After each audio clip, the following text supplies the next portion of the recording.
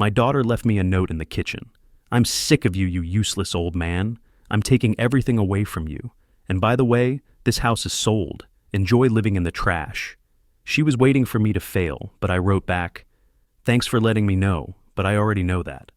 What I did next made her cry bitter tears, shattering her dreams of an easy inheritance.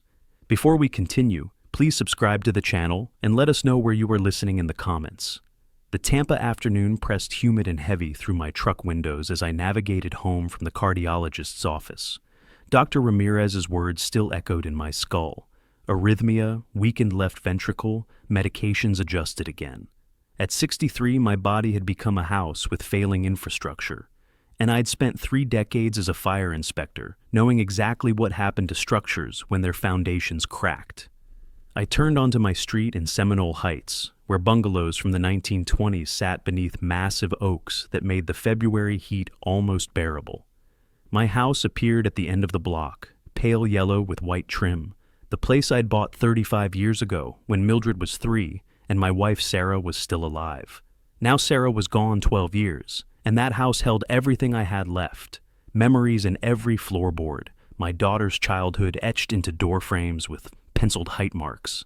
Mitchell's black Lexus sat in my driveway. Again. I pulled up behind it, my jaw tightening. That car had been appearing more frequently over the past month. My daughter's boyfriend, a slick-talking pharmaceutical sales rep, who wore too much cologne and called me Pops, despite my never inviting that familiarity. The man was 42, 4 years older than Mildred, divorced twice, and perpetually interested in details about my financial situation. Inside, I heard voices from the kitchen. The front door swung open easily. Mildred had my spare key, came and went as she pleased. I found them at the kitchen table, renovation magazines spread like blueprints between coffee cups. Mildred looked up, her smile freezing halfway. Dad, you're back. How was the appointment? The usual, heart still ticking. Doctor says I need rest. Mitchell stood, extending his hand with that practiced salesman grip. Good to hear, Mr. Dixon. We were just looking at some ideas for updating the kitchen. I glanced at the glossy pages showing granite countertops and stainless steel appliances. My counters were Formica from 1987, but they worked fine. Looks nice, I'll leave you to it. Long day. Their relief was palpable. Papers shuffled, voices dropped to murmurs as I climbed the stairs. From the landing, I caught Mitchell's hand resting too close to Mildred's on the table, their heads bowed together like conspirators. Something cold settled in my chest that had nothing to do with my heart condition. I slept fitfully. Around 2 a.m, chest discomfort and thirst drove me from bed. I moved quietly down the hallway in darkness, my bare feet silent on hardwood floors, worn smooth by decades of walking. Through the kitchen window, I could see the back porch light on, shadows moving. The door stood slightly ajar, voices drifted through. I froze in the darkened hallway, my hand finding the doorframe. He won't last much longer. The doctor said his heart's barely holding on. Mildred's voice. My daughter, cold as January rain. Mitchell's response came casual, calculating. So, we're talking what? 6 months? A year? Does it matter? Once he's gone, we sell this place and finally start living. This house is worth over $400,000. And his pension account? Mildred laughed, a sound I'd never heard before, brittle as breaking glass. That too. Everything. I stood there, my knuckles white against painted wood, my heart pounding hard enough that I wondered if this was it. If betrayal would finish what genetics had started. The metallic taste of shock filled my mouth. My daughter, my only child, the girl I'd taught to ride a bicycle, whose college I'd paid for, whose first apartment deposit I'd covered, was discussing my death like a real estate transaction. I backed away silently, returned to my bedroom, closed the door with care, sat on the edge of the bed in complete darkness. The shock passed quickly, replaced by something colder and more useful. 30 years as a fire inspector had taught me to read patterns, trace evidence back to ignition points. I'd spent 3 decades studying how fires started, how they spread, how accelerants change burn patterns. This was a fire, slow burning, hidden, but unmistakable once you knew to look for it. I thought about the signs I'd ignored, Mildred's questions about my will, her sudden interest in my health, Mitchell's appearance in our lives coinciding with her inquiries about inheritance. The renovation magazines weren't about improving my kitchen. They were about staging their future. Confrontation would be useless. Accusations would only make them more careful.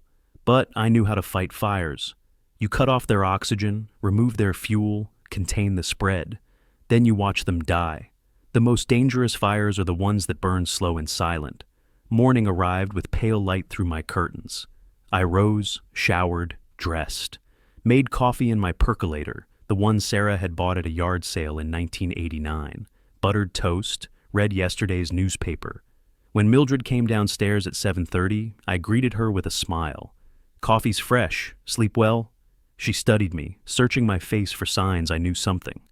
"Fine. You?" Like a baby, thinking I might sort through some old paperwork today. "Get organized."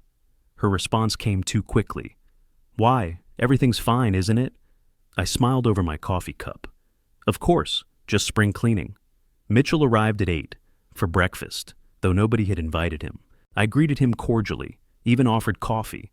We sat at that same table where yesterday they had pretended to discuss kitchen renovations. They relaxed gradually, convinced I suspected nothing. After breakfast, I watched from my kitchen window as they stood in the driveway, heads together, Mitchell's hand on Mildred's lower back. They looked like people planning a vacation, excited about future possibilities. They had no idea those possibilities were already burning away. I turned from the window, rinsed my coffee cup, set it in the drainer. My hands were steady. My mind was clear. They thought they were waiting for me to die. They had no idea I was already planning their funeral. The next 2 weeks, I became invisible in my own house. I watched. I documented. I learned things about my daughter I'd never wanted to know. Mitchell visited 5 times in the first week alone. I started keeping a notepad in my bedroom nightstand, recording dates and times in the methodical script I'd used for 3 decades of inspection reports. February 27th, 3:00 p.m. February 28th, 11 a.m. March 1st, 7 p.m. The pattern was clear. They'd grown comfortable, careless even, assuming my ignorance was permanent. On March 3rd, I woke to use the bathroom around midnight and saw light seeping beneath my study door. I approached silently, years of checking buildings for safety making stealth second nature. Through the gap beneath the door, I watched a phone flashlight beam sweep across file cabinets. Mildred was searching my study. She moved with purpose, trying drawer handles, examining locked cabinets. The beam lingered on my filing system, decades of documents organized by year and category. She tried the locked drawer where I kept my will, wiggling the handle with frustration, evident in the quick, sharp movements. After 5 minutes, she gave up. The light disappeared, and I heard her soft footsteps retreat toward the guest room, where she'd been staying over to help. I returned to bed and stared at the ceiling until dawn. The violation felt sharp and immediate, worse somehow than the overheard conversation. That had been words, plans, hypotheticals. This was action, her hands on my belongings, searching for the documentation of my death. The next morning over breakfast, she was all sweetness. "Dad, you must have so much paperwork. Want me to help organize your financial files?" I looked up from my scrambled eggs. "That's sweet, honey, but I've got a system. You know how I am about my files. But if something happened, I wouldn't know where anything is." "Nothing's going to happen. I'm tougher than I look." Her smile was thin.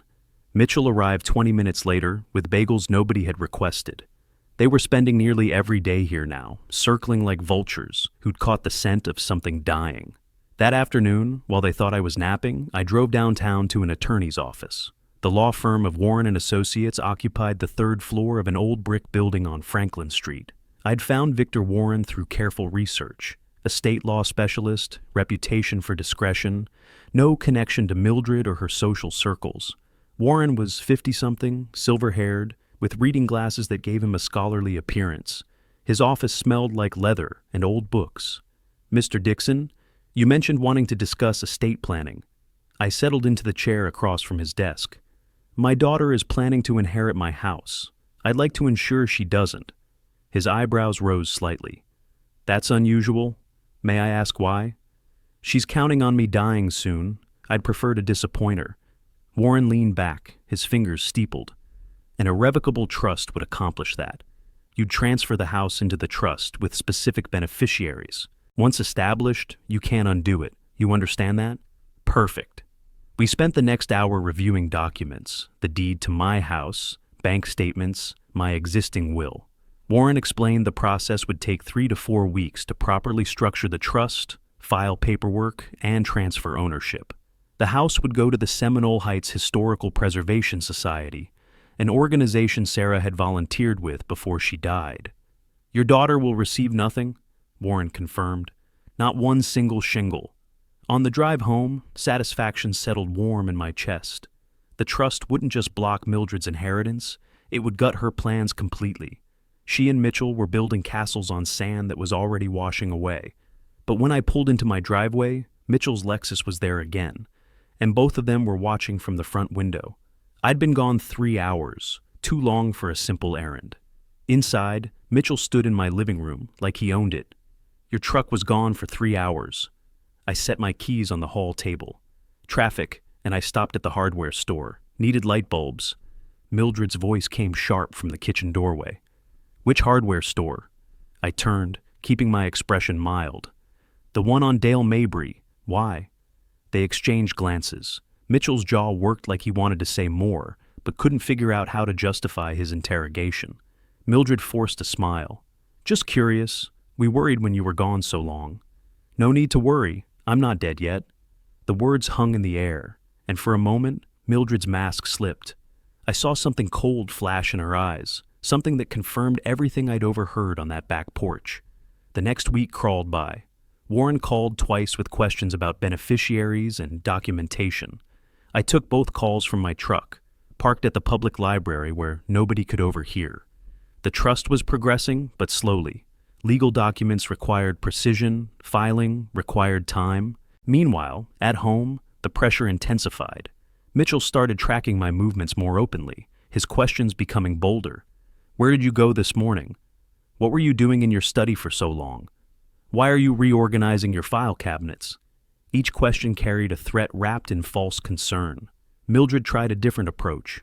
One evening, she sat beside me on the couch, her hand on my arm, playing the role of concerned daughter with practiced sincerity. Dad, I've been thinking, maybe we should put my name on your accounts, just in case something happens. I kept my eyes on the television. That's thoughtful, but I've got everything organized. Don't worry about me. But what if you have another heart episode? I'd need access to pay your bills. I've got automatic payments set up. Been doing this a long time, sweetheart. Her hand tightened on my arm briefly before she pulled away. When I glanced at her face, irritation flickered there like sparks from a struck match. She was losing patience, and that made her dangerous. That night, I lay awake, thinking about fire behavior, how accelerants change burn patterns, how you could read a scene and know when someone was preparing to torch a place. They were gathering materials, testing accelerants, waiting for the right moment. I stood at my bedroom window, looking down at the street where Mitchell's car sat parked beneath the oak trees. 3 weeks until Warren finished the paperwork. 3 weeks to maintain this performance, to keep them convinced I suspected nothing. The hardest fires to fight are the ones that haven't started yet, when all you have is evidence of intent. But intent was enough. I'd documented it, photographed it, recorded it. Now I just had to survive long enough to watch it all burn down. They were gathering kindling.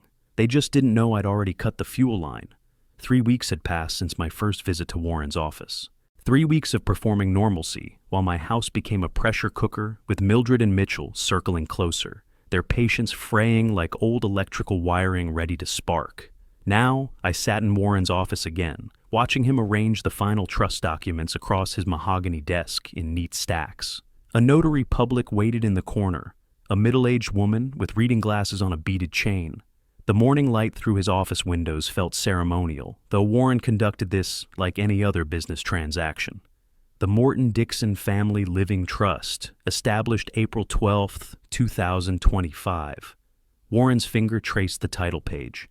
Let me walk you through the critical terms before we execute. I leaned forward, my hands steady on my knees, despite the arrhythmia that had woken me at 3 that morning. This was control, not fear. Warren continued, flipping pages. You remain sole beneficiary during your lifetime. You cannot be removed or altered from this position.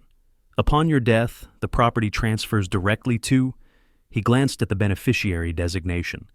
Ethel Warren Dixon, your sister. Correct. The trust is irrevocable. It cannot be changed, dissolved, or challenged by heirs. Your daughter Mildred has zero claim to this property, now or in the future. He looked up, his expression serious. Once you sign this, it's permanent. That's exactly what I want. We moved through the formalities with precision, my signature on multiple pages, each one witnessed, the notary's stamp making its official mark, Warren's counter-signature as trustee. I wrote a check for $2,800, the final cost of ensuring Mildred's plans burned to ash before they could consume anything I'd built. Warren placed the originals in a burgundy folder. These go in my office safe immediately. Copies for your safety deposit box, effective upon recording with Hillsborough County, which happens tomorrow morning. He paused. Your daughter cannot know about this until you choose to reveal it. Any hints could prompt legal challenges during the recording period. I stood, accepting my copies. She'll find out when it matters most. Walking out to my truck, I felt the weight of that folder under my arm, like a weapon I'd just loaded. The spring heat hit me hard after the air-conditioned office, but I didn't mind. Everything had changed in that signing. The house Mildred was already spending in her mind belonged to someone else now. Had belonged to someone else the moment I signed my name. That evening, I sat alone in my study. Mildred was out with Mitchell, another dinner they didn't invite me to. Didn't think I noticed or cared about. Good. I needed privacy for what came next. I'd been reviewing my bank statements monthly for 3 decades, habit from fire inspection work, where details mattered, where one overlooked invoice could hide an entire pattern of fraud. Tonight, I spread March and April statements across my desk, running my finger down transaction columns with the same attention I'd once given to electrical panel inspection reports. A withdrawal caught my eye. $200, March 18th. I didn't remember making it. Checked my own records, my meticulous calendar, where I noted every ATM visit, every check written, nothing. I kept reading. $350 on March 27th, $225 on April 3rd, another $180 on April 9th. Small amounts, irregular intervals, never above $400.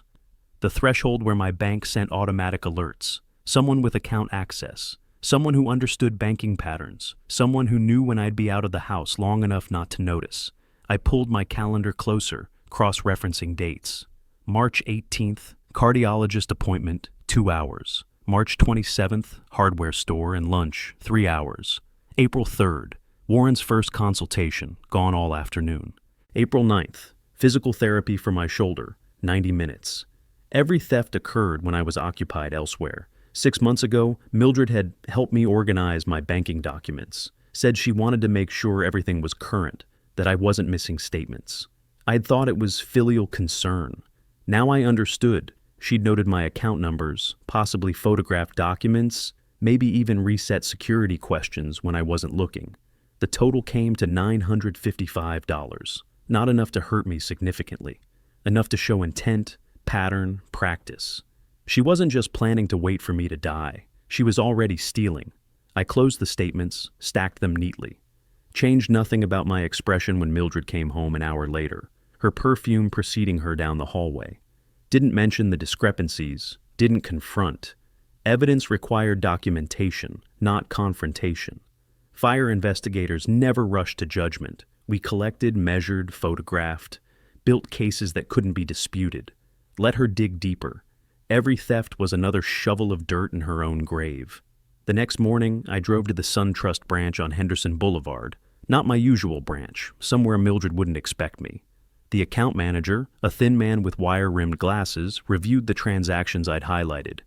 These withdrawals weren't authorized by you. No, made through online banking using correct credentials, I assume. He checked his screen. Yes, username and password both accurate. I need new passwords, 2-factor authentication, and transaction alerts for anything over $50. I kept my tone level, factual. But don't block the account yet. His brow furrowed. Mr. Dixon, if someone has unauthorized access, you should file a fraud report immediately. I want to monitor the situation first, make the security changes, but keep the account active. I'll handle this personally. He hesitated, clearly uncomfortable, but customer choice prevailed over policy. He processed the security updates while I waited, then handed me a temporary password on a sealed envelope. You'll need to set a permanent one from your home computer. Perfect. Walking out, I felt the trap close another degree. With new security, Mildred's next theft attempt would fail. She wouldn't know why immediately, just that access suddenly stopped working. And every failed attempt would be logged, time-stamped, documented by the bank's system. Another trap set. Another thread in the web I was weaving around her. Late April arrived with a humidity that made my chest tight. The month wound down slowly, each day measured by medication doses and Mildred's increasingly frequent visits. She'd moved into the guest room permanently now, claimed she was keeping an eye on me after my cardiologist mentioned my ejection fraction had dropped. One afternoon, supposedly napping in my bedroom, I heard her voice from downstairs, sharp, excited, on the phone. I moved quietly to the top of the stairs. By end of summer at the latest, the market's good right now. Pause. 420, maybe 450 if we're lucky. This neighborhood's hot. My hand found the railing. That's enough for both of us to start over. Maybe Arizona, like you said. Another pause. Her voice dropped, but I caught every word in the quiet house. He's not getting better. Doctor practically said so last visit. 6 months, maybe a year. A bitter laugh. I've waited long enough. 4 years living in this house, taking care of him. I've earned this. My chest tightened. Actual heart pain this time, not just fury. I forced myself to breathe steadily, quietly, focusing on each inhale while my daughter discussed selling properties she didn't own, planning a life funded by my death. Just need to be patient a little longer, then we're free. The call ended. I heard her moving around, humming, actually humming. I returned to my bedroom, sat on the bed's edge. The room felt smaller, the walls pressing closer. She wasn't hoping I'd die. She was counting days, planning her future while I still breathed. But she had no idea. The house wasn't hers, had never been hers, would never be hers. I needed to move faster. The trust was secure, but if something happened to me before I exposed the thefts, she'd walk away clean. No consequences, no justice. That evening, she prepared dinner with unusual cheerfulness, humming that same tune from her phone call. I watched from the kitchen doorway, seeing a stranger wearing my daughter's face. "Oh, Dad, you're up. Feeling better?" Well enough. Dinner was stilted. She made forced small talk, asked about my day like she cared. I responded minimally, watching her performance. She could barely mask her impatience with my continued existence. Every bite I took, every breath I drew, delayed her plans. After dinner, I returned to my study, opened my computer, entered the new password, created a document titled Evidence Log in a password-protected folder.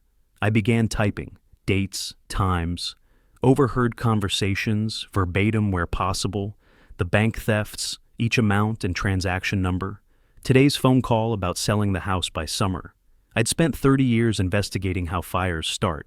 Now I was documenting one in progress, and soon I'd make sure it consumed only the people who lit it. The chest pain came at 3 a.m, waking me from shallow sleep. Not the usual discomfort. This was pressure, a fist squeezing my ribs from inside. I sat up slowly, reaching for the nitroglycerin tablets on my nightstand. Dissolved one under my tongue, tasted the familiar chemical burn. 5 minutes. The pressure eased slightly, but didn't disappear. I took another tablet, knowing I was supposed to call emergency services if 2 didn't work. But I didn't call. Not yet. Too much unfinished. By morning, the episode had passed, leaving me exhausted but functional. I scheduled an emergency cardiology appointment, drove myself to Tampa General, told the receptionist I'd had chest pain overnight. Dr. Patricia Chen saw me within the hour, her expression tightening as she reviewed my EKG results. Your ejection fraction has dropped to 30%. Your heart's pumping at less than half normal capacity. She pulled her stool closer, her voice clinical but not unkind. Mr. Dixon, you're in congestive heart failure, advanced stage. I nodded, unsurprised. We need to discuss realistic timelines. With medication compliance and lifestyle modifications, maybe a year. Without them, considerably less. She paused. Do you have affairs in order? Family support? Affairs are in order, family's complicated. She asked questions I deflected, wrote new prescriptions, scheduled a follow-up for 2 weeks. Walking out, I felt the weight of that timeline, a year, maybe less. Enough time to finish what I'd started, barely. That evening, back in my study, I reviewed bank statements again. The security changes had taken effect 3 days ago. I logged into my account, checked the security event log the manager had shown me how to access. 7 failed login attempts. April 29th, April 30th, May 1st. Then silence. Mildred had tried repeatedly, then stopped when she realized something had changed. But the earlier thefts totaled more than I'd initially calculated. I'd found additional transactions going back further. November, December, January.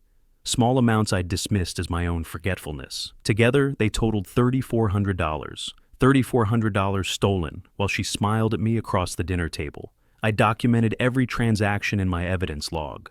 Downloaded bank statements as PDFs, saved them in triplicate, computer, external drive, cloud storage. Built a case file the way I'd once built fire investigation reports. Comprehensive, undeniable, structured for legal review. The following morning, I drove to a different bank, Chase, across town. Opened a new account Mildred couldn't access. Transferred 70% of my funds there. Left enough in the old account to appear normal, but not enough to matter. Created a paper trail showing the transfer, the reason noted simply as security measure. Then I drove to the AT&T store on Dale Mabry Highway. A young technician, probably 25, showed me call recording apps. I explained I needed to document important conversations for legal purposes. "You're in Florida, right? One-party consent state." He tapped his tablet screen. "Means you can record any conversation you're part of without telling the other person. Try Tape a Call Pro. $10 a month, records everything automatically." I paid for 6 months up front. Installed the app while the technician watched, made sure I understood how it worked. Every incoming and outgoing call would now record and save to cloud storage. Driving home, I felt the web tightening, trust documents secured, bank accounts protected and documented, recording capability active, every piece in place. Over the following 2 weeks, the confrontations escalated. I'd been weak enough for Mildred to drop her mask entirely. At dinner one night, Mitchell present as always now, she barely picked at her food before speaking. Most people have the decency to not overstay their welcome. I set down my fork carefully. "This is my house, Mildred. For now, everything has an expiration date." My phone sat in my shirt pocket, tape a call running silently. Every word preserved. The next incident came in the kitchen. I'd walked in on Mildred and Mitchell discussing renovation plans. Again, but bolder now, with paint swatches spread across my counter. Mildred barely looked up. "I don't know how much longer I can stand this. Living like a prisoner in my own house." Mitchell started to respond, caught himself. "Your house?" I thought. "It will be, soon enough." I retreated silently, my phone recording everything. The worst confrontation came over mail. I'd been organizing correspondence in my study when Mildred walked in, picked up an envelope from my desk without asking. "That's my mail." She barely glanced at me. "Someone has to manage things around here." "I manage my own affairs." "Maybe you should just let go, make things easier for everyone." The word everyone hung there, ugly in its honesty. Everyone except me, everyone who'd benefit from my absence, every conversation recorded, every casual cruelty captured in digital format, time-stamped, stored where she couldn't delete it. Late May arrived. I'd lost 12 pounds in 6 weeks, my clothes hanging loose. My reflection showed someone gaunt, older than 63, skin gray beneath brown. Dr. Chen had adjusted medications again, but they fought a losing battle. One evening, I sat on the back porch, the same spot where I'd overheard that first conversation in February. 3 months had passed. In that time, I'd secured my house in a trust, documented theft, recorded dozens of cruel statements, built a case file that would destroy whatever sympathy Mildred might claim after my death. But my body was failing faster than I'd anticipated. The pain came more frequently now. Nitroglycerin tablets consumed daily instead of weekly. Sleep became impossible without sitting upright, my lungs struggling against fluid accumulation. Inside, I heard Mildred on another phone call, her voice carried through the screen door. "Just a matter of waiting now. He looks terrible, can barely make it up the stairs." I reached for my nitroglycerin bottle, hands trembling slightly, placed a tablet under my tongue. "I've already contacted a real estate agent. Just preliminary discussions, you know, to get valuations ready. The evening air felt heavy, oppressive. Lightning bugs emerged as darkness gathered, their lights pulsing like failing electrical connections. Everything's in place, just need nature to take its course. I closed my eyes, focused on breathing. The tablet dissolved slowly. My heart rate steadied marginally. She had no idea nature had already taken its course, that the house she discussed so casually belonged to Ethel now, my sister 2 states away, who'd raised 3 good children and never once suggested I was taking too long to die. Inside, Mildred's call ended. I heard her footsteps approaching, then stopping. She'd seen me through the screen door, but didn't come out, didn't offer help, just stood there briefly, then walked away. The moment was coming. I could feel it in my failing body, in her escalating boldness, in Mitchell's near constant presence. Something would break soon, my heart, her patience, the thin veneer of civility we maintained. I just needed to survive long enough to see her face when she learned the truth, when she discovered every plan, every theft, every cruel word had been for nothing. The nitroglycerin finally eased the pressure in my chest. I remained on the porch as darkness completed its arrival, listening to my daughter move through a house she believed was hers, planning a future built on my death. Let her plan, let her scheme, let her count her money and measure her freedom. I'd already made sure she'd receive exactly what she'd earned, nothing.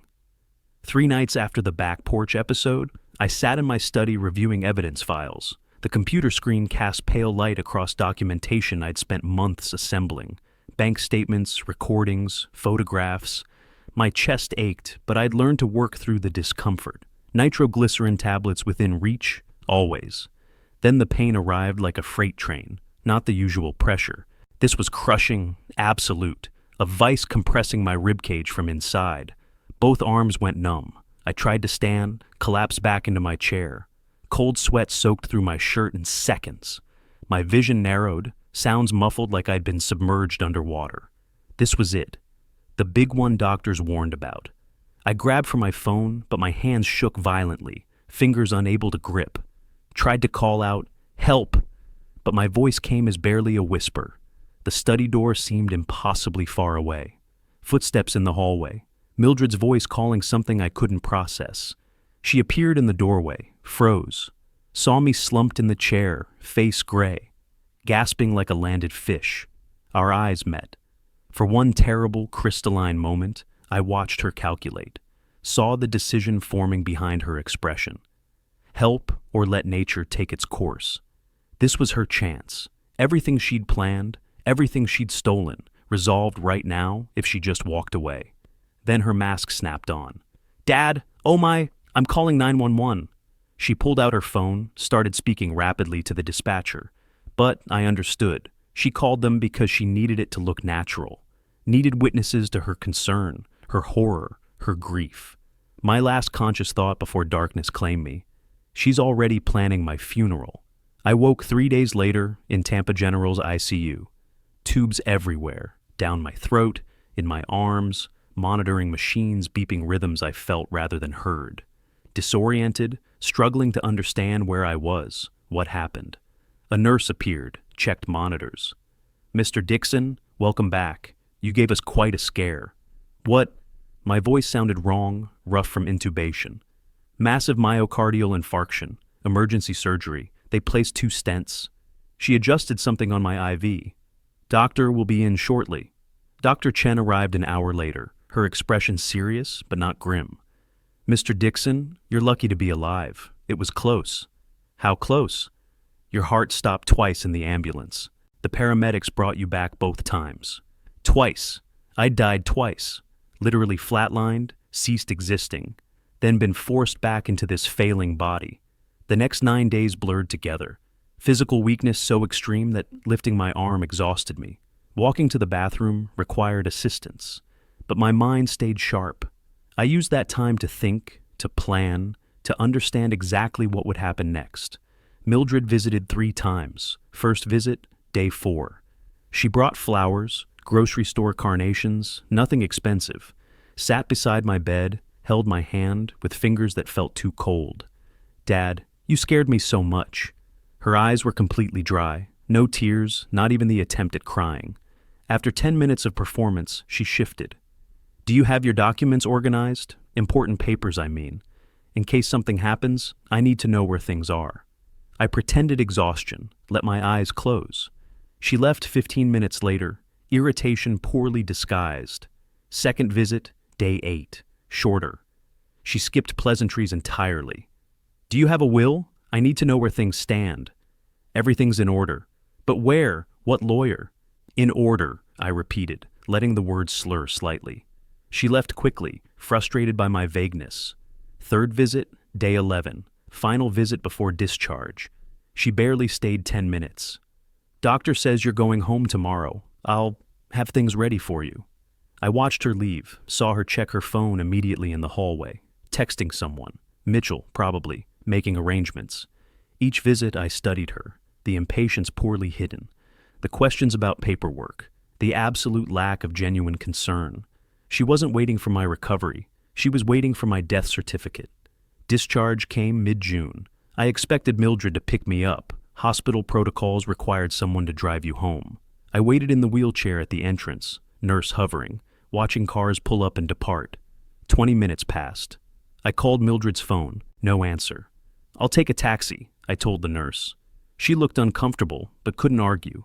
Helped me into the yellow cab that arrived 10 minutes later. The driver, a man around 40 with kind eyes, made conversation as we pulled away from the hospital. Hospital stays are rough, huh? You have no idea. 25 minutes through Tampa traffic to Seminole Heights. During the drive, I felt something shift inside me. Not physical, my body was wrecked, exhausted, held together by medication and surgical intervention. But mentally, emotionally, something crystallized. I'd died twice and come back. She didn't get to kill me a third time. The taxi pulled up to my house. Mildred's car sat in the driveway. She'd been home the entire time, hadn't come to get me. I paid the driver, refused help with my small bag, walked slowly to the front door, used my key. Entered silence. No welcome home, no preparation, nothing. Every step through the living room felt deliberate, purposeful. I walked to the kitchen, and there on the table sat a single sheet of paper, handwritten in Mildred's sharp, slanted script. I picked it up, read words that confirmed everything I'd known but hadn't wanted to believe. You're a burden, old man. I'm taking everything from you. By the way, this house is sold. Enjoy your life in the dumpster. My hand trembled, not from weakness, from rage so cold it felt like ice water through my veins. I read it twice, making absolutely certain I wasn't misunderstanding. The cruelty was breathtaking. I'd nearly died, spent 12 days fighting for life, and this awaited me. But beneath rage, something else crystallized. Clarity. This note was evidence, written in her hand. Undeniable proof of intent. I took my phone out, photographed the note from multiple angles, documented the evidence, set it carefully back on the table. Then I walked through my house, checking rooms like a crime scene investigator. My bedroom, untouched but feeling violated somehow, like she'd been through my belongings. My study, papers slightly disturbed, file cabinet lock scratched. She'd tried to break in while I was hospitalized, hadn't succeeded. Spare bedroom, Mitchell's clothes hanging in the closet, shoes lined beneath. He'd moved in completely while I fought for life in intensive care. I returned to the kitchen, stood looking at that note. The paper seemed to pulse with malice. She thought she'd won. Thought I was too weak, too broken to fight back.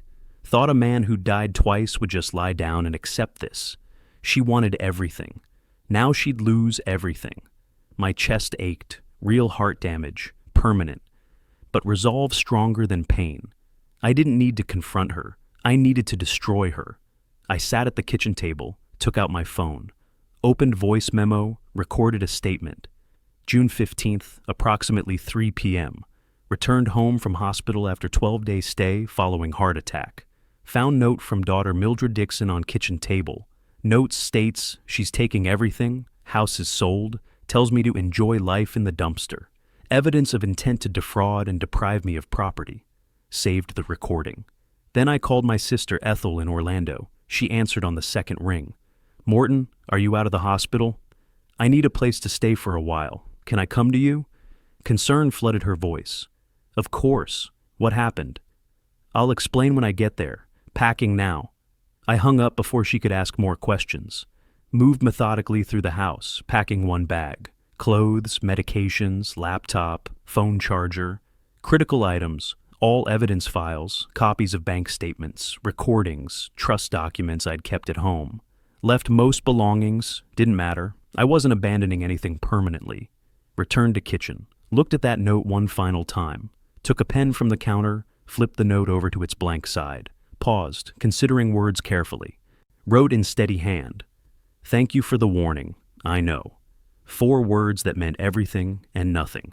Set the note back on table, deliberately flipped so my response showed face up. Picked up my bag, walked to the front door. One look back at this house. 30 years of memories, now a battleground. Stepped outside, closed the door behind me. She wanted me gone. Careful what you wish for. I drove east on I-4 toward Orlando, watching Tampa disappear in my rearview mirror. 90 miles felt longer than usual, with chest pain radiating through every breath. But I pushed through. Mildred thought I was broken. Dead man walking. She had no idea what was coming. Ethel's house sat in College Park, a quiet neighborhood with old oaks and houses that looked like they had witnessed generations. She met me at the door, her expression shifting from concern to alarm when she saw me. Morton, you look terrible. I feel worse. I let her take my bag, followed her inside. Her living room smelled like the lemon oil she used on furniture, familiar and safe. She guided me to the couch, made me sit while she fetched water and my medications. Are you going to tell me what's happening? Mildred left me a note, said the house is sold, told me to enjoy life in a dumpster. Ethel's hand stopped mid-motion. While you were in the hospital, after you nearly died? The note was waiting on the kitchen table when I got home. She sat beside me, her teacher's instincts taking over, assessing, processing, planning. Ethel had raised 3 good kids after her husband passed, ran a classroom for 30 years. She recognized cruelty when she saw it. What are you going to do? What I should have done months ago. Fight back. That evening, I slept in her guest room. First real rest in weeks, knowing someone actually cared whether I survived the night. Morning came with clarity. I called Warren from Ethel's back porch, watching cardinals fight over her bird feeder. Mr. Dixon, I heard about your hospitalization. How are you? Alive, barely, but that's not why I'm calling. I explained about the note, about coming home to that message after nearly dying. I want the letter sent today. Certified mail, signature required. Warren paused. The trust notification letter? Yes. Time for Mildred to learn exactly what she's inheriting. This will be quite a shock for her. That's the idea. We discussed timing, delivery methods, exact wording. Warren would draft a formal notification letter explaining the irrevocable trust, that the house now belonged to Ethel, that Mildred had 0 claim, certified mail requiring signature, evidence of delivery. It'll go out this afternoon, Warren confirmed. Should arrive in 2 days. I found out later what happened after I left. Mitchell told me during a deposition, months afterward, thinking cooperation might reduce his culpability, and they'd returned to the house 30 minutes after I departed. Mildred noticed my truck gone immediately, rushed inside calling my name, found the note on the kitchen table, my response on the back. Mitchell said she'd laughed, actually laughed. Listen to this. He wrote, I know. Know what? Pathetic old man? Mitchell had been less certain. What do you think he means? Nothing. He's trying to sound mysterious, probably confused from all the medication. They'd celebrated that night, ordered takeout, drank wine, discussed renovation plans. Mildred already had real estate appointments scheduled, contractors lined up. In her mind, the house was sold, money divided, new life starting. 2 days later, June 18th, the letter arrived. I was at Ethel's, sitting on her porch with morning coffee, when my phone rang. Mildred. I let it go to voicemail. She called again. 6 times in 10 minutes. Then Warren called. Your daughter has the letter. Good. What's your next move?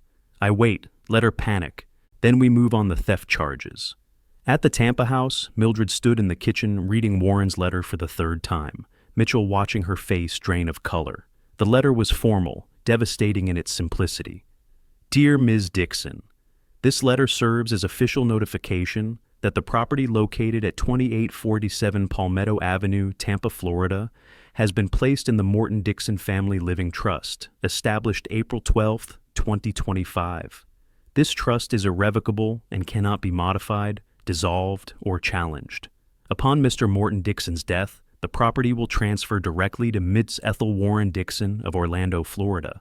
You have no legal claim to this property now or in the future. All documentation has been properly filed with Hillsborough County and is a matter of public record. Sincerely, Victor Warren, Esquire Warren and Associates. Mitchell read over her shoulder. When did he do this? April. Her voice came out strangled. He did this in April, before the heart attack, before... She stopped, realization washing over her features. He knew. That's what the note meant. I know. He knew everything.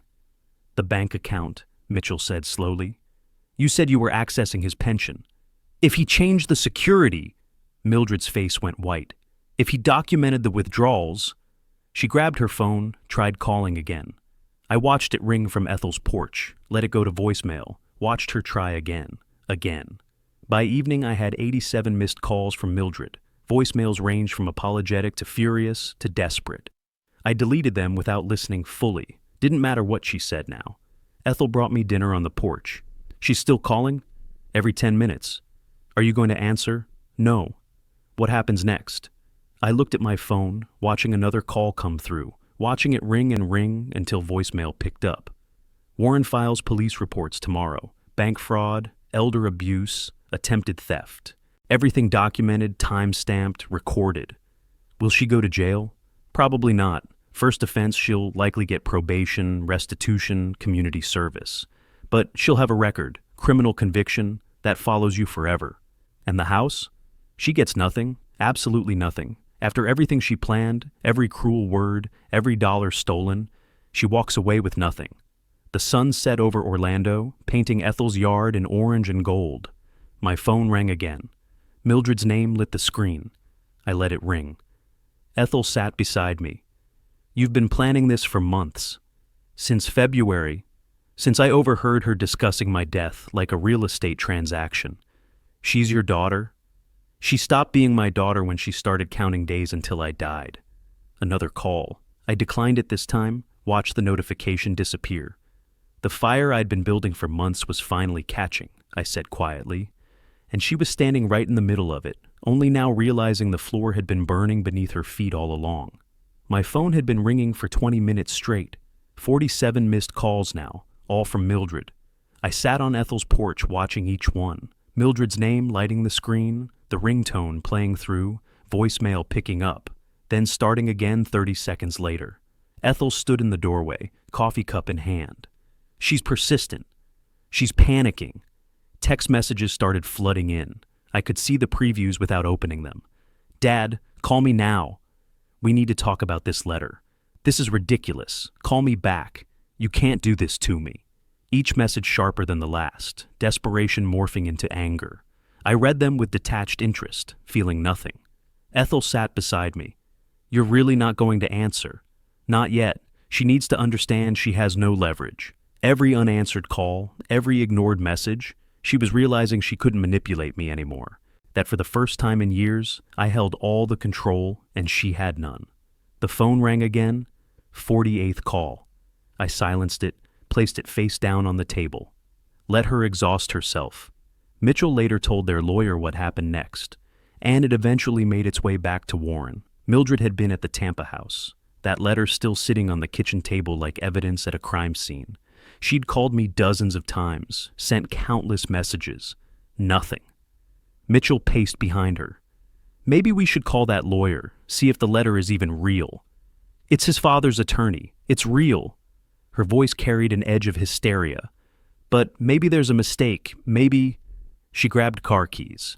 I'm going to his office, now. You want me to come? No, stay here in case Dad comes back. 20-minute drive to Warren's downtown Tampa office. She ran red lights, parked illegally, stormed into the reception area where Warren's secretary sat behind a polished desk. Do you have an appointment? I need to see Victor Warren, now. It's about my father, Morton Dixon. The secretary made a call. Warren agreed to see her. He'd expected this. She was shown into his office. Professional setting, law books lining walls, diplomas arranged precisely. Warren remained seated, calm, utterly professional. "Ms. Dixon, please sit." She didn't. "This letter, about a trust. There must be some mistake." Warren gestured to the chair again. She reluctantly sat, hands gripping the armrests. "There's no mistake. Your father established the Morton-Dixon Family Living Trust on April 15th, 2025. He slid a folder across his desk. Mildred opened it. Official documents, notarized trust agreement, county recording stamps, transfer deeds. Her hands shook as she read the words. Irrevocable. Morton-Dixon, sole beneficiary during lifetime. Ethel Warren Dixon, named successor beneficiary. This can't be legal. He was sick. He wasn't thinking clearly. Warren interrupted, voice unchanged. "Your father was examined by his physician prior to signing. He was fully competent. In April, he had heart problems. Heart problems don't equal mental incompetence. He understood exactly what he was doing." Mildred stared at the dates. April 15th, weeks before his hospitalization, before she'd left that note, before everything collapsed. Realization hit visibly. He planned this. He knew. Your father is quite thorough. 30 years as a fire inspector teaches attention to detail. There has to be a way to contest this. Medical grounds, undue influence, something. You're welcome to consult your own attorney, but I assure you, this trust was constructed specifically to be unassailable. My Aunt Ethel gets the house. I'm his daughter. The trust reflects your father's wishes. He has every legal right to determine distribution of his property. Mildred stood abruptly. This isn't over. Warren remained calm, almost gentle. Actually, Ms. Dixon, it is. The house is not yours. It will never be yours. She left, sat in her car, gripping the steering wheel until her knuckles whitened, called Mitchell. It's real, all of it. The trust is real. So, what do we do? I'm getting a second opinion. She spent the afternoon consulting another attorney, paid $300 for a consultation. This lawyer reviewed the trust documents Warren had copied for her, delivered the same verdict. This is ironclad. Irrevocable means unchangeable. Your father retains all rights during his lifetime, then the property transfers exactly as specified. What if he was coerced? What if that attorney manipulated him? You'd need proof, and given the documentation here, medical clearance, psychiatric evaluation, proper witnesses, you'd lose. So I get nothing? Not from this property, no. $300 poorer and completely trapped. That evening, alone at the house, Mitchell had gone home, too stressed to stay. Mildred started texting me again. The messages shifted from desperate to threatening. You planned this? You knew what I was doing. This is elder abuse. I'll report you. I took care of you for years, and this is how you repay me? You're a vindictive old man. I hope you're proud. I'll sue you. I'll contest this. You haven't won. Answer your phone, you coward. They kept coming, increasingly unhinged. I sat at Ethel's kitchen table reading each one as it arrived. Ethel looked over my shoulder. She sounds unstable. She sounds exposed. I saved every message. More evidence of her character, her intentions, her true nature stripped of pretense. I didn't respond to any. Let her rage. Let her threaten. Every word she sent made my case stronger. The next morning, I made a decision. I need to go back to Tampa today. Police station. Ethel looked up from her newspaper. Want me to come? No, this I do alone. I drove the 90 miles back to Tampa, used the time to organize my thoughts, review my documentation one final time, went directly to the Tampa Police Department, District 3 station in Seminole Heights, asked at the front desk to file a complaint about financial fraud, was directed to the Economic Crimes Unit. Officer Rodriguez, the intake officer, was maybe 35, thorough in his questions. I presented my prepared evidence across his desk. Bank statements showing $6,200 in unauthorized withdrawals over 3 months. Spreadsheet documenting each transaction, date, amount, my whereabouts, proving I hadn't made them. Bank's documentation of failed login attempts after I'd changed security. Written statement explaining Mildred had gained access to my account information by helping with finances months earlier. Rodriguez reviewed the materials carefully. This is very thorough, Mr. Dixon. I was a fire inspector. Documentation is what I do. You understand this is your daughter? Filing charges could result in criminal prosecution. I understand. She stole from me. There should be consequences. He nodded slowly. We'll need to verify these transactions with your bank. Expect a detective to contact you within a week. I provided contact information, Ethel's Orlando address temporarily. Rodriguez had one more question. Why wait until now to file? These thefts go back to February. I needed to be sure. I needed complete documentation. And I needed to be somewhere she couldn't intimidate me into dropping charges. Understanding crossed his face. We'll be in touch. I drove back to Orlando, arriving early evening. Ethel was preparing dinner. How did it go? Police have everything, now we wait. You really think they'll prosecute? $6,000, unauthorized access, clear pattern of behavior. Yes. We ate quietly. My phone buzzed. Mildred again. I know you filed something. Mitchell saw police activity. You're going to regret this. I showed the text to Ethel. Is that a threat?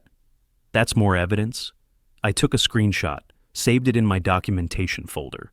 She was unraveling. Every move she made now hurt her case more than mine. The trap I'd been building for months was finally closing, and she'd walked right into the center of it, still not understanding how thoroughly she'd been outmaneuvered. 1 week later, Warren called with news I'd been expecting. Mildred has filed a civil suit. She's claiming you weren't of sound mind when you signed the trust documents in April. I stood on Ethel's porch, watching rain clouds gather over Orlando. What's our defense? Medical documentation. We'll need psychiatric evaluations, multiple doctors examining you, confirming competency. Set it up, whatever it costs. This will be expensive. 3 separate psychiatrists, court fees. I said whatever it costs. The evaluations happened over 10 days. 3 different psychiatrists, 3 separate appointments. I drove to Tampa each time, sat in sterile offices answering the same questions. The first psychiatrist, Dr. Harold Chen, was methodical. Mr. Dixon, can you explain why you established this trust?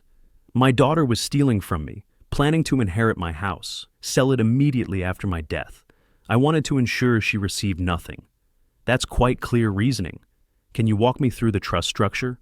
I explained it precisely. Irrevocable trust, myself as sole beneficiary during lifetime, Ethel as successor. The legal terminology I'd learned, the implications I understood completely. Dr. Chen made notes. Your understanding is sophisticated. You clearly comprehended what you were signing. The second evaluation, Dr. Sarah Mitchell, focused on my emotional state. How do you feel about your daughter now? Disappointed, betrayed, but clear-headed about necessary actions. Some might say this response is vindictive. Some might say protecting yourself from theft is survival. She smiled slightly. Indeed. The third psychiatrist, Dr. Robert Warren, no relation to my attorney, asked about my heart condition. Your daughter claims your medical issues affected your judgment.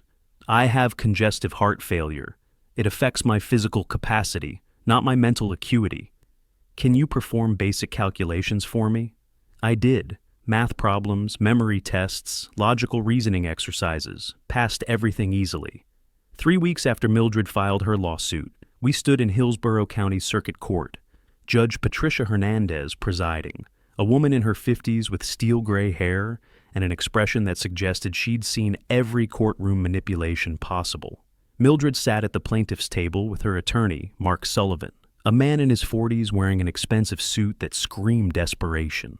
Mitchell sat behind them in the gallery, looking increasingly uncomfortable. Warren and I sat at the defense table. He'd prepared me thoroughly. Answer questions directly, don't elaborate, let the evidence speak. Judge Hernandez reviewed the submitted documents. I've read the petition, reviewed the psychiatric evaluations.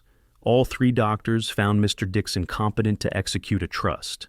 Ms. Dixon, do you have expert testimony contradicting these findings? Sullivan stood. No, Your Honor, but we believe. Then you have no case. Her tone was final. Mr. Dixon created a legal trust while demonstrably competent. His medical condition is irrelevant to his mental capacity. The trust stands as written. Mildred stood suddenly. This is... Ms. Dixon, sit down. the judge's voice cut like a blade. Your petition is denied. This trust is valid and irrevocable. Court costs assessed to the plaintiff. The gavel struck. Mildred remained standing, her face flushed with rage and disbelief, until Sullivan pulled her down. Outside the courthouse, Warren shook my hand. That went as well as we could hope. How much does she owe in court costs? Approximately $4,000. Filing fees, administrative costs, court reporter. I smiled slightly. She spent money trying to steal money she was never going to get. My phone rang. Unknown Tampa number, I answered. Mr. Dixon, this is Detective Florence Russell, Tampa Police Department. I've been assigned to your case regarding unauthorized access to your financial accounts. I moved to a quieter area of the courthouse courtyard. What have you found? Between February and April 2025, your daughter withdrew $6,200 in 47 separate transactions, all unauthorized, all using stolen account credentials. What happens now? This qualifies as grand theft third degree under Florida statute, a felony. I'll be contacting Ms. Dixon within 24 hours to request an interview. Will she be arrested? That depends on the interview and whether the state attorney decides to prosecute. But Mr. Dixon, based on the evidence you provided, prosecution is likely. I thanked her, ended the call. Warren had waited, watching my expression. The detective? She's contacting Mildred tomorrow, wants an interview about the theft. Felony charges? Likely. Warren was quiet for a moment. Your daughter went from expecting to inherit hundreds of thousands to facing criminal prosecution. That's quite a reversal. She earned it. We drove separately back to our respective destinations. I returned to Orlando, where Ethel had dinner waiting. How was court? Lawsuit dismissed. Judge didn't even deliberate, just shut it down immediately. And the police? Detective called during the recess. She's interviewing Mildred tomorrow. The next day, I didn't have to wait long for news. Mildred called me. First time she'd actually gotten through in weeks because I answered this time. The police were here. Her voice shook. A detective asking about your bank account. Detective Russell. You know her name? You did this. You filed charges. I reported theft. What the police do with that information is their decision. She said felony charges. She said I could go to prison. You stole $6,200 from my pension account over 3 months. What did you expect? I'm your daughter. You wrote that I should enjoy life in a dumpster. You planned to sell my house before my body was cold. You wished for my death. My voice stayed level, factual. You stopped being my daughter when you started counting the days until I died. Silence on the line. Then, I'll pay it back, every dollar. Just drop the charges. I didn't file charges. I filed a complaint. The police investigated. They found evidence of felony theft. This isn't in my hands anymore. Please, did you show Detective Russell mercy when you were stealing from me? Did you show mercy when you left that note? I ended the call. Ethel had been listening from the kitchen doorway. That was hard. That was necessary. Over the following week, I learned from Warren, who learned from Sullivan, that Detective Russell had interviewed both Mildred and Mitchell. Mitchell admitted being aware of the withdrawals, making him potentially an accessory. Mildred had hired a criminal defense attorney, burning through savings she'd accumulated partially with my stolen money. The detective called me one final time. Mr. Dixon, the state attorney's office is moving forward with prosecution. Your daughter will be formally charged with grand theft and unauthorized access to a computer system, both felonies. What's the timeline? Arraignment within 30 days. After that, it's up to her attorney, whether they want to fight or negotiate a plea.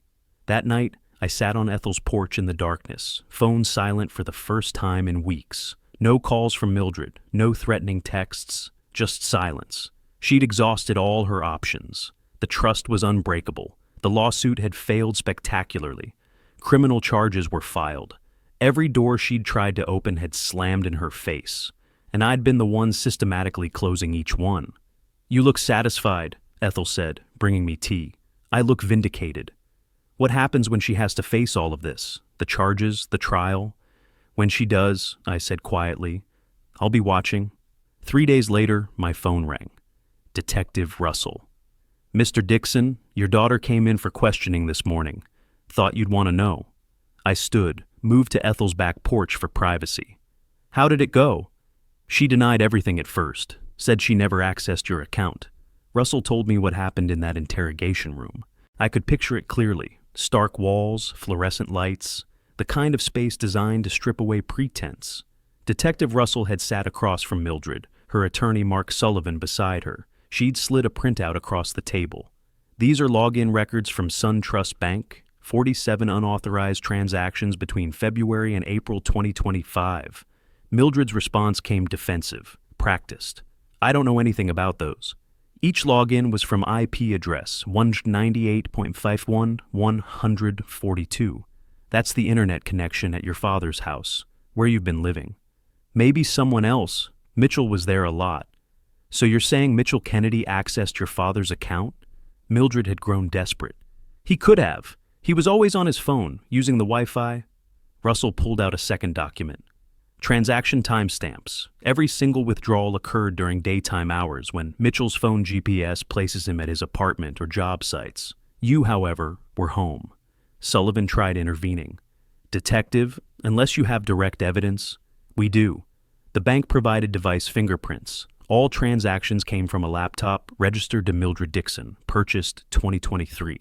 Russell told me Mildred's face had drained completely of color. You used credentials your father gave you in January 2024 when you helped him set up online banking. You retained that access without his permission. That's unauthorized access, Ms. Dixon. That's theft. I listened to Russell's account, feeling something settle in my chest. Not satisfaction exactly, more like completion. We also picked up Mitchell Kennedy this morning. For the theft? Initially, yes. But when we ran his information, an outstanding warrant popped up. Orange County, unpaid court-ordered restitution from 2022, $8,500 in civil judgments. He ran? Tried to? Officers found him packing a car at 6 a.m., clearly planning to leave town.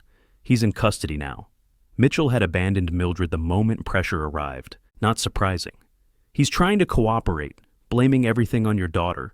Says she masterminded it, he just went along. I laughed, bitter and brief. Of course he does. Between you and me, Mr. Dixon, they're both culpable. But your daughter made the transactions. She's facing the more serious charges. What happens next? Prosecutor's office will contact her attorney about a plea arrangement. Given the amount and evidence, she'll be offered a deal. And if she refuses? Trial, and she'll lose. 2 weeks of silence followed. I stayed at Ethel's, waiting while the legal machinery ground forward. Then Victor Warren called. Morton, the prosecutor contacted Sullivan. They've offered Mildred a plea deal.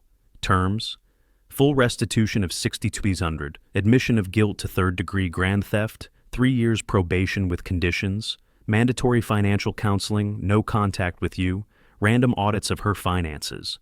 And if she rejects it, trial. Prosecutor believes it's a strong case.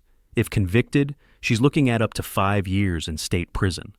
I sat quiet, processing. Her attorney called me.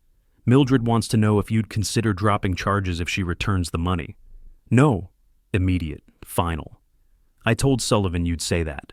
Mildred accepted the plea this afternoon. Something twisted in my chest. Not satisfaction. Finality. There's a formal sentencing hearing in 2 weeks, August 15th. You can attend if you want. Victims have that right. I'll be there. One more thing. Now that she's pleading guilty, we can pursue the eviction. She has no legal standing to remain in your house. How fast can we move? I'll file papers tomorrow. 30 days notice to vacate as unlawful occupant. Do it. I hung up, sat quietly in Ethel's living room. She looked up from her book. She took the deal. 3 years probation, felony conviction. She'll carry that record forever. Is that enough? I looked at my sister. It has to be. I can't give her more years in prison, but I can give her consequences. The next day, Warren's office prepared the eviction notice. A process server delivered it to the Tampa house. Mildred signed for it, read the words that ended her last claim to anything I'd built. Demand to vacate premises. You are hereby notified that you are unlawfully occupying property located at 2847 Palmetto Avenue, Tampa, Florida.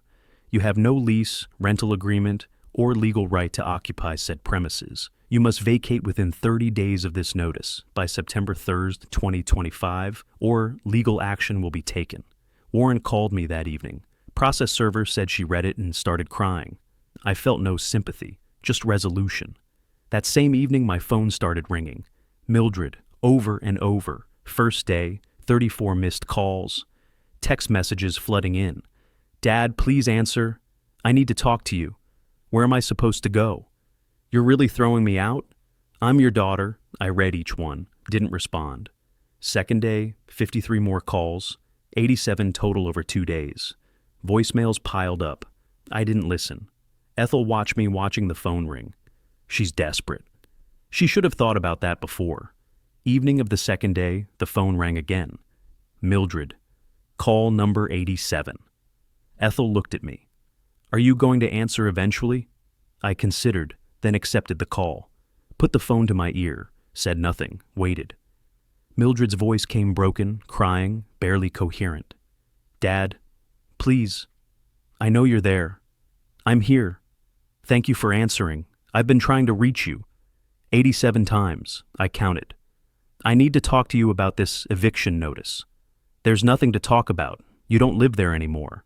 But where am I supposed to go? I don't have money for first and last month's rent. You had $6,200 of my money. You should have saved it. I'll pay you back, every cent. Just let me stay until I figure things out. No, single word. Final as a door slamming. Dad, please. I'm sorry. I made mistakes, but I'm your daughter. You wrote that I was a burden, that you were taking everything, that I should enjoy life in a dumpster. Silence on the line. You made your choice, Mildred. You chose money over your father. You chose to steal from me while I was dying in a hospital.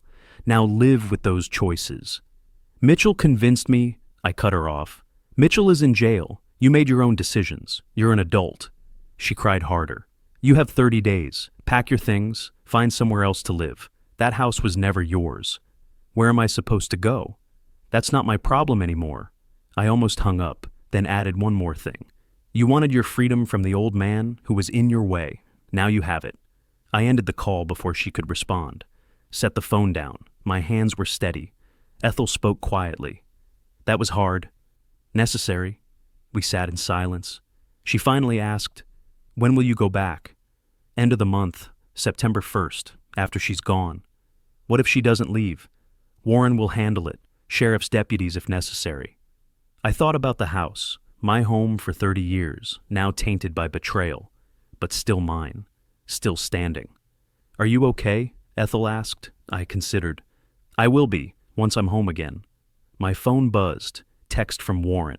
Sentencing hearing confirmed August 15th, 10 a.m., courtroom 4C. I replied, I'll be there.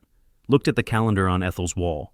August winding down, September approaching. One more week, then the house. Then it was over. I'd come home to ashes. Now I'd rebuild from them. August 31st arrived with morning heat that promised another scorching Florida day. I packed my single bag at Ethel's house, preparing for the 90-mile drive back to Tampa. Back home. She watched me from the kitchen doorway. You sure you want to do this alone? Yes. Call me when you get there, when it's done. I drove west on I-4, watching Orlando fade in my mirrors. The highway stretched familiar and strange simultaneously. I'd traveled this route dozens of times over the past months, but today felt different. Final. Seminole Heights looked unchanged. Same oak trees, same bungalows, same streets where I'd lived 3 decades. I pulled into my driveway behind a moving truck that was mostly packed. Mildred's car sat beside it. She appeared on the front porch as I climbed out of my truck. Thinner than I remembered, wearing clothes that looked slept in. 2 suitcases sat by the door. Dad, I knew you'd come today. The house is mine. You knew you had to leave. I know, I'm packed. I needed to see you. We stood there, separated by 10 feet of walkway and an unbridgeable gulf of betrayal. Where are you going? I asked, surprising myself with the question. Friend's apartment. She's letting me stay on her couch until I find work. Mildred's voice carried exhaustion. Hard to get hired with a felony conviction. Consequences have weight. She looked at me, searching for something. Forgiveness, mercy, some crack in my resolve. I'm so sorry. Mitchell convinced me. So you blame Mitchell during police questioning. Now you're blaming him to me. When do you take responsibility? Please, Dad, I'm your daughter. Doesn't that mean anything? I thought about that. About the little girl I'd pushed on swings. About teaching her to ride a bicycle. About working double shifts to afford her college. about Sarah dying and leaving me with this child who'd become a stranger. I spent 30 years as a fire inspector, I said quietly. Fires don't start by accident. Someone always makes a choice, lights the match, adds accelerant. You set a fire, Mildred. You lit the match. So I deserve being homeless? Having a criminal record? I'm saying you earned consequences. This isn't revenge. This is justice. She started crying again. I felt nothing watching her tears. They'd run dry for me months ago. I made mistakes. You made choices, calculated ones, over months. I looked at the moving truck. You're leaving today? I have to be out by tomorrow.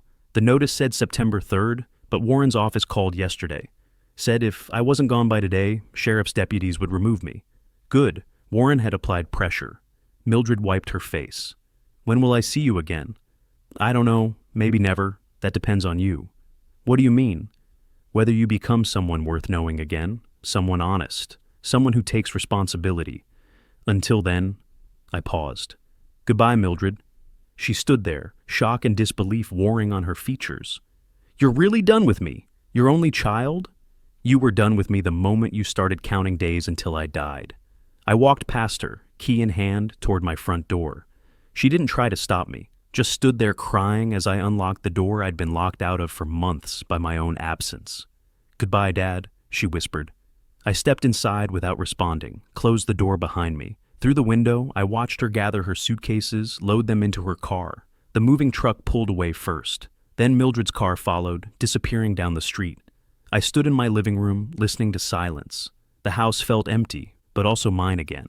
I walked through it slowly. Kitchen where I'd found her cruel note. Study where I'd compiled evidence. Bedroom where I'd heard my heart failing. Each room carried ghosts of the past months. In the living room, I stopped at the mantel. Sarah's photograph sat where I'd left it, her smile frozen in time, forever 47 years old. I picked up the frame. I handled it, I told her photo. It wasn't pretty, but I handled it.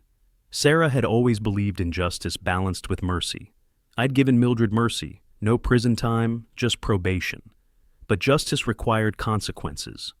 Balance had been restored. I made coffee in my kitchen, the percolator's familiar sound grounding me in routine. Sat at my table, the same table where that note had waited, and drank it slowly. My phone rang. Ethel. How did it go? She was waiting. We talked. She left. How do you feel? Tired, but settled. Come for dinner Sunday. Whole family will be here. Your family. I'll be there. We talked a few more minutes, then hung up. I sat finishing my coffee, looking around my kitchen. Same counters, same cabinets, same view of the backyard through the window. But different too. I was different. 3 months ago, I'd been a man dying while his daughter circled like a vulture. Now, I was a man who'd survived, fought back, reclaimed what was his.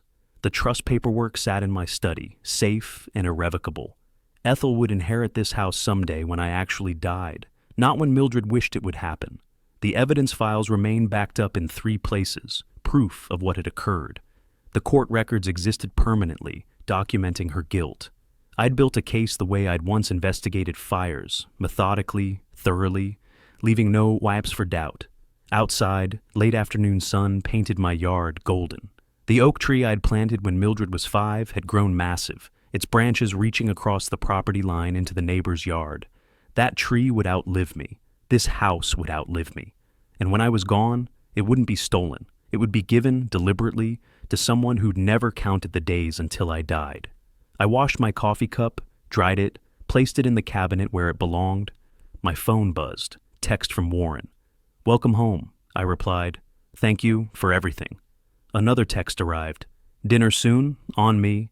Next week, I'll call. I stood at my kitchen sink, looking out at the yard, the oak tree, the life I'd almost lost to betrayal. The house settled around me with familiar creaks and sighs. The fire had burned itself out. Only I remained, standing in what could have been ashes but was instead solid ground, scarred but intact, wounded but surviving. I'd spent 30 years preventing fires from destroying what people built. Then I'd spent 3 months watching one try to consume me. But I'd been the better fire inspector in the end. I'd found the ignition point, documented the accelerants, traced the pattern back to its source. And I'd done what fire inspectors do. I'd made sure everyone understood exactly how the fire started, so the next one couldn't. Evening arrived, bringing cooler air through my windows. I turned on lights against the gathering darkness, made myself dinner, simple, just enough. Ate at my table in my kitchen in my house. Tomorrow I'd unpack, replace the locks, change the alarm codes, make this space mine again in every detail. Tonight, I just sat in the silence, feeling the weight of months settle into memory, feeling exhaustion mixing with something that wasn't quite peace but was close enough. I'd come home, and home was still here, waiting. If you like this story, please like this video, subscribe to the channel, and share your impressions of this story in the comments. To listen to the next story, click on the box on the left. Thank you for watching.